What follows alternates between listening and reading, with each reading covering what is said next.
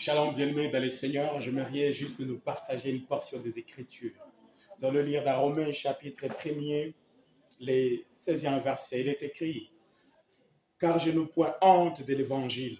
C'est une puissance de Dieu pour le salut de quiconque croit.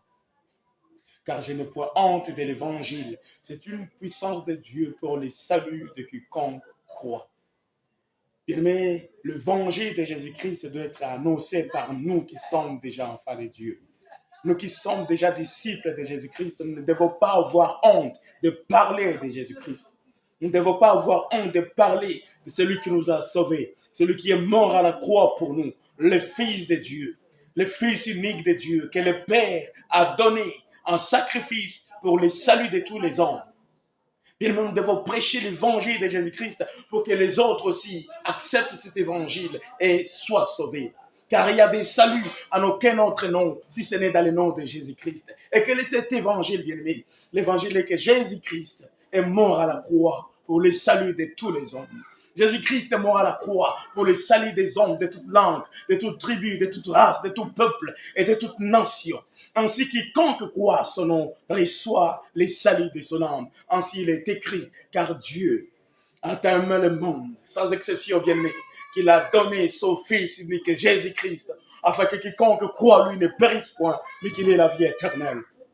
Et la vie éternelle, bien-aimé, se trouve dans le nom de Jésus. La vie éternelle se trouve dans le fait de croire dans le nom de Jésus. Et si vous acceptez Jésus-Christ comme votre Seigneur, votre Sauveur, peu importe le nombre de vos péchés, peu importe le mal que vous aviez commis, Dieu prie à vous pardonner, mes frères.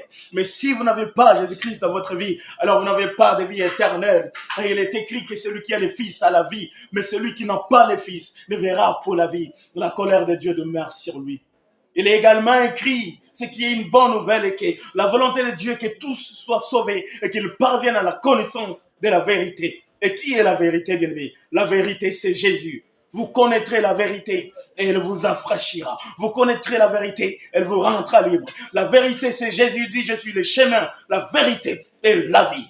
Il est le chemin qui mène au Père, la vérité qui conduit au Père, la vie qui donne la vie éternelle. Et si vous croyez en son nom, alors vous recevez la vie éternelle. Bien aimé, il est temps de croire dans le nom de Jésus. Il est temps que nous prêchions l'évangile. Et ceux qui ne connaissent pas Jésus, croient en son nom, afin qu'ils soient sauvés. Parce qu'ils ne peuvent pas croire dans le nom de Jésus si nous ne prêchons pas, bien aimé. Sortons de nos zones de confort et prêchons Christ Jésus, afin que le monde entier soit sauvé, parce qu'il est mort pour le monde entier, bien-aimé. Repentez-vous, bien-aimé. Jésus revient bientôt. Il est temps de se repentir. Il est temps de croire en son nom, afin que vous soyez sauvés, bien-aimé.